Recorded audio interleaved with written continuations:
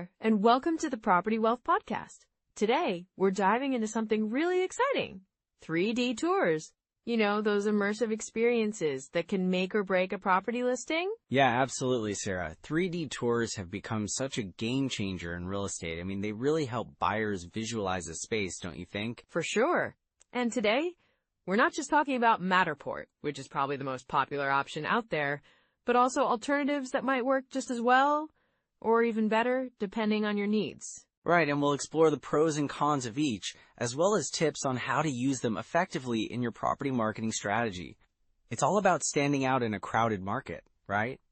Exactly. Plus, we'll share some real-life examples of how these tools have helped investors and sellers alike. And let's not forget the technical side of things, like how to integrate these tours into your listings without breaking the bank. Yeah, that's a big one. I think a lot of folks out there might feel overwhelmed by the technology, but we're here to break it down into manageable pieces. Absolutely. It's all about making informed decisions that align with your goals. So whether you're just starting or looking to enhance your existing strategy, let's jump right in and explore how 3D tours can elevate your real estate game. So, Sarah, when we talk about 3D tours and how they're becoming more popular, it really connects with what's happening in the market right now. Absolutely, Mike. I think for people over 40, especially those who might be looking at retirement in the next decade, it's about making sure their investments are as solid as possible, right? Exactly. And with inflation being a real concern lately, having properties that can adapt to these changes is crucial. Like, I remember working with a couple in their early 50s, Lisa and John. They were worried about retirement income and how inflation might eat into their savings. Right. It's a valid concern. What did they do? Well, they decided to invest in a property that had a strong rental demand, and they used 3D tours to market it effectively. They found that showcasing their property online helped them attract quality tenants quickly, which meant steady cash flow. That's a smart move. So it's not just about buying property. It's about how you present it too. Exactly. And think about it. When people are searching for homes, especially now, they want to feel like they're there without actually being there.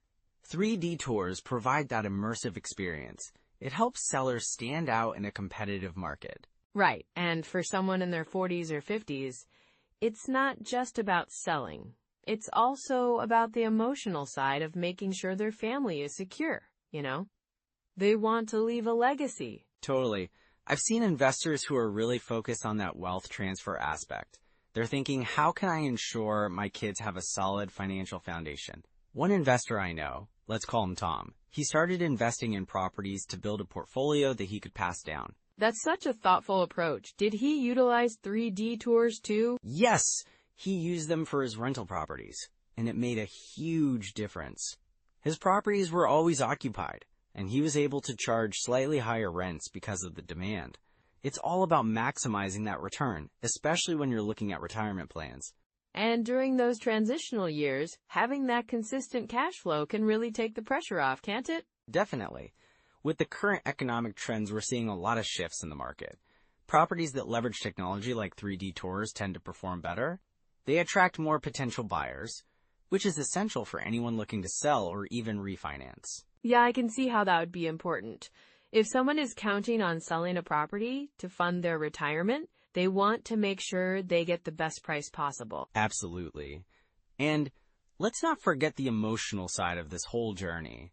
For many people over 40, investing in real estate can provide a sense of stability. It's a tangible asset, something they can see and feel. I've had clients tell me they sleep better at night knowing they have that property backing them up financially. That's a powerful point. Real estate isn't just about numbers. It's about peace of mind, too. Right. And when you think about it, the emotional security that comes from having good investments can really enhance their quality of life. It allows them to enjoy their retirement years without constant worrying about finances. And with the market continually changing, having properties that are well presented and easy to market can make all the difference. It's like being ahead of the curve, Exactly. And we're not just talking about traditional buyers. Younger generations are more tech savvy, and they expect these experiences. Like, if you're a property owner and you're not using technology to showcase your assets, you might be missing out on a whole segment of potential buyers or renters. For sure. It's kind of like being stuck in the past, isn't it? In our digital world, if you're not adapting, you're falling behind. Yes, and that has implications for wealth building, too. Think about how quickly technology is evolving. Investors who embrace these tools can potentially see a much greater return on their investments. It's about future-proofing their assets. I love that concept. Future-proofing. It gives people over 40 an actionable way to think about their investments. They can prepare for changes ahead by staying informed and adapting. Exactly, and it's not just about the technology either, it's about understanding the market trends. For instance, with remote work becoming more common, people are looking for properties in different areas. If you can market a property effectively using a 3D tour, you're likely to attract buyers from a broader audience. So, it's like a double win. You're not only leveraging tech, but you're also tapping into new buyer demographics. That's a great strategy. Right, and for those thinking about the future, it's wise to consider how they can maintain or even increase their property values. It might mean investing in upgrades or renovations that appeal to today's buyers, which can be highlighted through a 3D tour. That's key. It's all interconnected. The emotional security, the financial stability, the market trends, all of it plays a role in how they approach real estate investment in their 40s and beyond. Well said, Sarah. And as we transition into core strategies for using 3D tours effectively, I think it's important for our listeners to understand how to harness these tools to build that long-term wealth. Exactly. I can't wait to dive into that.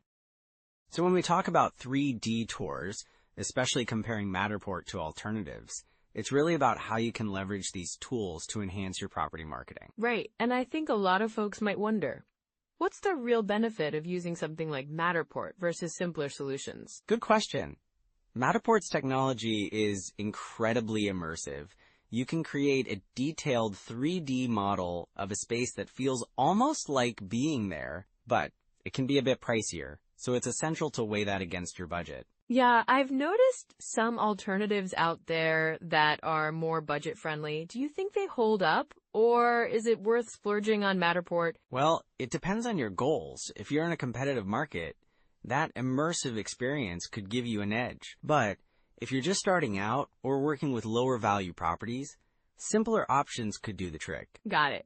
So if someone's just getting into real estate investing, what would you recommend they focus on first? I'd say start with the basics of property evaluation. You want to use simple rules of thumb to help you assess potential deals. The 1% rule is a classic one.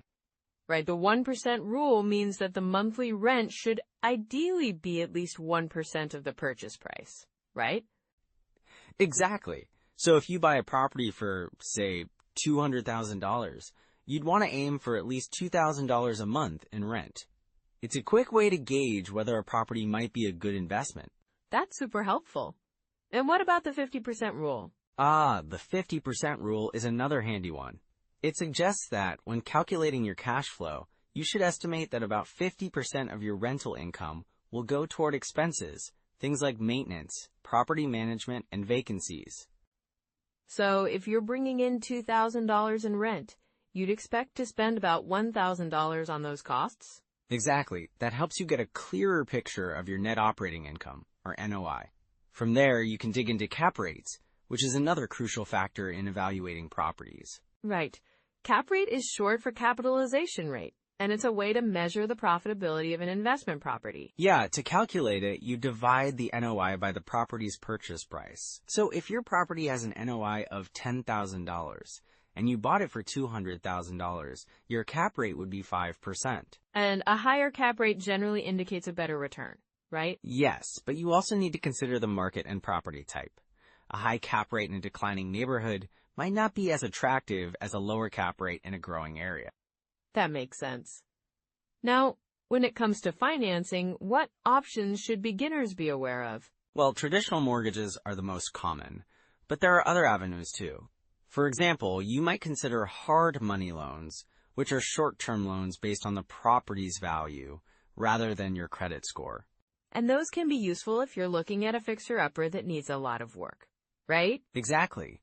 Just keep in mind that they tend to have higher interest rates, so it's crucial to have a solid exit strategy, like flipping the property or refinancing into a traditional mortgage. Speaking of exit strategies, what about holding properties long-term? Long-term buy and hold strategies can be incredibly rewarding.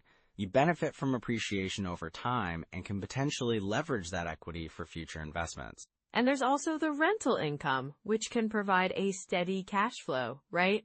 Absolutely. Just remember to factor in potential market fluctuations and maintenance costs when calculating your returns. So it sounds like having a checklist for evaluating deals might be a good idea. What should that include? Great thinking. Your checklist should cover things like location analysis, property condition, potential rental income, expenses, and financing options. And maybe even the local market trends? Definitely. Understanding your market is key. Look for economic indicators, job growth, and even demographic trends that might affect rental demand. It's like putting together a puzzle, isn't it? Exactly. The more pieces you have, the clearer the picture becomes. So what are some common pitfalls investors should watch out for? Well, one major pitfall is underestimating the costs of property management and maintenance. A lot of new investors assume it's minimal, but it can add up quickly. Yeah, and I guess not having a solid plan for vacancies can be risky too. Very true. You want to account for potential vacancies in your cash flow analysis. If you're assuming 100% occupancy, you could be in for a surprise. And then there's the whole buying the shiny object syndrome, right? Absolutely. It's easy to get excited about a flashy property, but sticking to your investment criteria is essential. I love that. It helps keep emotions out of the equation, doesn't it? Exactly. Real estate investing is a long game. Staying disciplined and sticking to your strategies pays off. Wow, lots of insights today. I can see how valuable these strategies are for someone wanting to build long-term wealth in real estate. For sure. And remember, it's about continuous learning and adapting as you go. Definitely. So let's dive deeper into those common pitfalls next. You know, Sarah, one of the biggest pitfalls I see with real estate investors, especially those just diving in, is over-leveraging. It's like they get so excited about the potential returns that they stretch themselves way too thin financially. Absolutely, Mike. I mean, I've heard stories of people who take out loans that are just too big for their budget, thinking they'll just flip the property or rent it out for a premium. But then, when the reality hits, they're left scrambling to make those mortgage payments. Right, and it's not just the mortgage either. They often forget about other costs like property taxes, maintenance, or even unexpected repairs. I had a client once who bought a property thinking the rental income would cover everything, but the roof needed a complete overhaul just a month after they bought it. Ouch! That's a tough lesson to learn. And that's the thing, isn't it? When you're over-leveraged, one unexpected expense can really throw everything off balance. Exactly. And then you have the issue of bad tenants, which can compound those financial stresses. I know a couple who inherited a rental property from a family member, and they didn't do their due diligence on the tenants. Oh no, what happened? Well, they were just eager to get someone in there, you know? They skipped the background checks, and it turned out the tenants had a history of late payments and, worse, damaging property. They ended up losing a few months' rent while they had to evict them. That's heartbreaking. It's so important to really vet your tenants. Yes, and it's not just about the vetting process either. Even with good tenants, if you don't set clear expectations, like maintenance responsibilities or payment deadlines, things can go south pretty quickly. I can see how that would lead to a lot of frustration. And then there's the whole cash flow issue.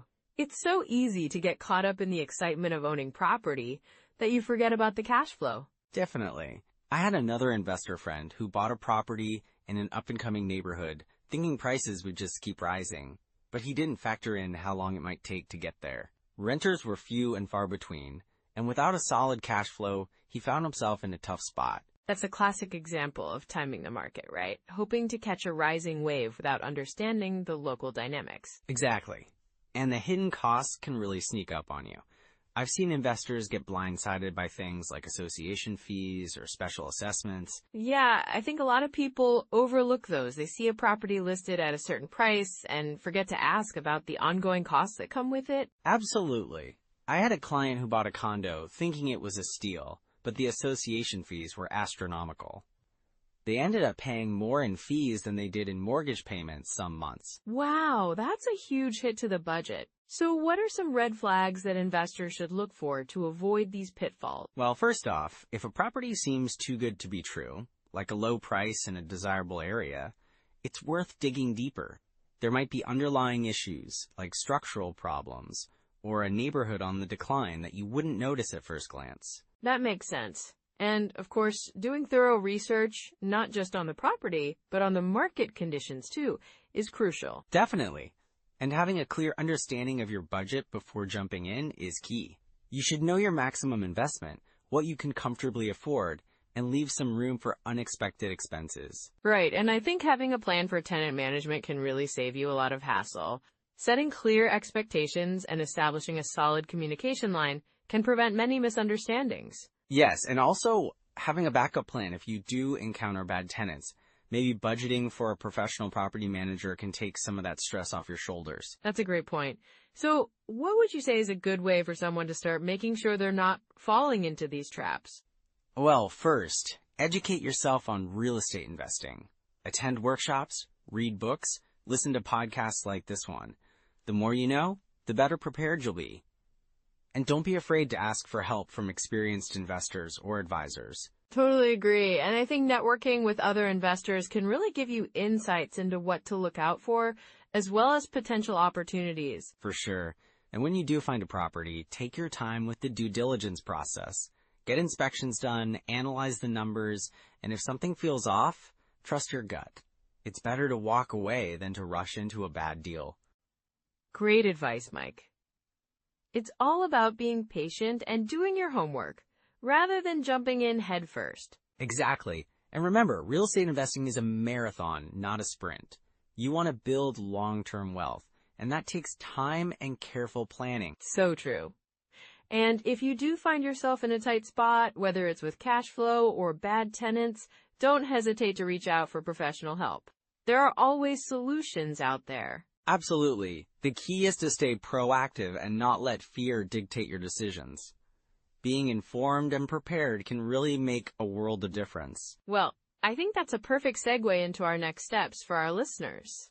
Exactly. Let's get into how they can apply all this knowledge moving forward.